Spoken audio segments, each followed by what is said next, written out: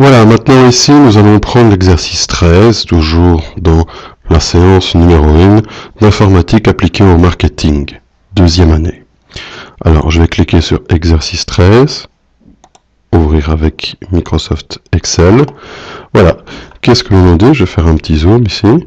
Donc, vous avez un tableau, service qualité, vous avez le nom des personnes, leur prénom, leur date de naissance, ainsi que leur salaire. Que vous dit-on encore? Renommez la feuille 1 en exercice prime 1 et mettez-y une couleur d'onglet. Faites ensuite une copie de cette feuille que vous renommerez exercice prime 2 et mettez-y également une couleur d'onglet. Supprimez les autres feuilles du classeur. Bon, eh bien très bien, c'est exécuté. Donc vous voyez ici, ça c'est l'onglet feuille 1, je double-clique avec le bouton gauche, je supprime et je vais l'appeler exercice prime 1. Vous voyez, jusque-là, rien de très compliqué. Je passe à la feuille 2, double-clic, exercice... Attendez, on n'avait pas demandé de majuscule, regardez comme je suis maniaque. Exercice prime 2. Voilà, hop, Enter. Alors, je vais sélectionner ceci, je prends copier, et je vais le coller ici. Voilà. J'ai le même type de tableau. Ensuite, je vais dans exercice prime 1, je vais faire un clic droit, ok, et je vais changer la couleur d'onglet. Ici, je vais par exemple le prendre en rouge, exercice prime 2, clic droit, couleur d'onglet, je vais le prendre en jaune. Voilà, deux couleurs bien distinctes pour bien faire la différence. Bon, nous avons donc répondu à cette première partie. J'ai oublié une chose, supprimer les autres feuilles du classeur, très simple, feuille 3, clic droit, je clique dessus et je prends supprimer. Voilà. Maintenant, tout cela est fait. Sur la feuille 1, exercice prime 1, par une formule que vous recopierez, calculez le montant de la prime, sachant que celle-ci est égale à 4% du salaire. Dans la formule apparaîtra ce 4%. Alors là, c'est très important, si on vous dit donc de faire apparaître ce 4%, ça veut dire qu'il doit être intégré directement dans la formule. Je vous rappelle que par la suite de l'année, nous avons vu les références absolues, les références relatives. Donc ici, on ne se trouve pas dans le cas des références absolues, ni même dans les références relatives. Si on vous demande d'afficher ce 4%, ça veut dire qu'il doit être strictement mis dans la formule.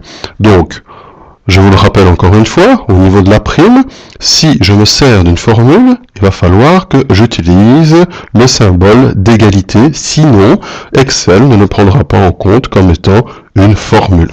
Donc, je commence d'abord par mon égal. Voilà, je prends le salaire, vu que c'est une prime sur salaire, donc je vais devoir appliquer ce 4% sur quoi? Sur un salaire ici de 4500 €. Ce n'est pas le chiffre qui nous intéresse, c'est plutôt le contenant, c'est la cellule qui nous intéresse. Donc c'est la cellule D4, et puis par la suite, il va prendre le contenant, c'est-à-dire 4500 €, que je vais multiplier par 0,04.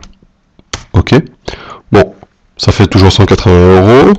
Ok, on aurait pu aussi multiplier par 4% directement. Je vous rassure, les deux notations sont correctes. Ok. Ensuite, je vais tirer cette formule vers le bas. Donc là, je vous l'avais expliqué précédemment, donc dans l'exercice 11, que lorsqu'on veut tirer une formule, on arrive ici, donc il y a un petit carré noir, ici, qui se trouve en bas, ici à droite, et donc lorsque je mets mon curseur sur ce petit carré noir, hop, il se transforme en petite croix noire, et là je vais aller tirer ma formule, et voilà. Nous avons donc répondu ici, donc, la première question, en ce qui concerne l'exercice prime 1. Alors, sur la feuille de l'exercice prime 2, calculez également le montant de la prime, mais cette fois-ci en faisant en sorte que le 4% n'apparaisse pas directement dans la formule, de sorte à ce que si ce pourcentage se modifie, le tableau soit mis à jour automatiquement. Alors, très important ici, cette fois-ci, on va vous parler donc, je vais vous parler de références relatives et de références absolues. Bon. Alors, on va prendre une case, par exemple, on va prendre la case, la cellule G4, ok, et je vais dire, ici, nous avons quoi? Eh bien, nous allons voir pourcentage de prime. Voilà. Et je vais prendre la cellule G6 pour contenir le pourcentage de prime. Et je vais mettre 4%. Voilà. Hop, j'agrandis correctement ma colonne. Et je prendrai un arrière-fond de couleur bleue. C'est totalement au choix, hein. Ça ne vous était pas demandé dans l'exercice, hein. Donc le choix de la couleur ou quoi que ce soit. Bon, alors ici nous avons les 4%, donc je vais faire égal D4, ok, donc c'est-à-dire le contenu qui se trouve dans la cellule D4 de mon tableau, que je vais multiplier par quoi? Eh bien, par le pourcentage de prime qui se trouve en G4. Pardon, pas G4, mais en G5, ici. Enter. Vous voyez, ça fait toujours 180. Alors, je vais mettre en euros, ce sera peut-être mieux. Ok. Bon. Et vous allez me dire, alors maintenant, il n'y a plus qu'à tirer la formule, et voilà, Bardaf, c'est lombardé. On a 0. Pourquoi? Eh bien, c'est simple. Parce que quand on a tiré la formule, il passe de 4500 € à 2300 €, c'est-à-dire de D4 à D5, mais lui, il va passer aussi de G5 à G6, et G6, ça vaut quoi? Ça vaut 0. Regardez, ici. Il n'y a rien, c'est le vide. C'est 0, G6. Ici, il a multiplié D6 par rapport à G7. Oups, il m'ouvre l'aide, je referme. D6 par rapport à G7, et G7, c'est toujours 0. Donc, quand vous voulez strictement interdire Excel de passer d'une cellule vers une autre, que ce soit d'une colonne vers une autre ou d'une ligne vers une autre, il suffit simplement d'appuyer sur la touche F4, ici au niveau de G5, comme ça vous allez rendre cette référence comme étant une référence absolue.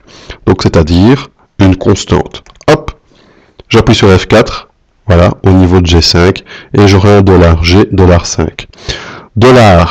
$G, ça veut dire que je ne peux passer d'une colonne vers une autre, c'est-à-dire je ne peux aller vers F ou H ou I ou D ou A, G est bloqué, et si je mets un $, juste face au chiffre, ça veut dire que je ne peux passer d'une ligne, c'est-à-dire je ne peux pas passer, de la ligne 5 à la ligne 10, 6, 7, 8, 9, ou encore passer à la ligne 4, 3, 2, 1. Cela m'est impossible, à cause de ces $.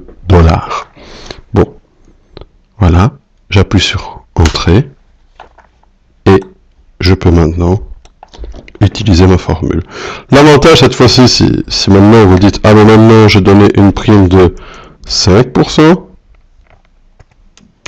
directement tous les calculs sont refaits. A contrario, si je suis dans l'exercice de la prime 1, voilà, je change, je dis maintenant que je mets 5%. Voilà, il n'y a qu'une seule cellule qui a été modifiée. Il va falloir que je réapplique l'ensemble, sur l'ensemble des cellules, la formule, pour que tout soit pris en compte. Voyez? Donc ça c'est quand même, entre guillemets, entre autres, la puissance donc des cellules absolues, des références absolues et des références relatives. Voilà, je vous remercie d'avoir écouté l'exercice numéro 13 et nous allons passer à l'exercice suivant.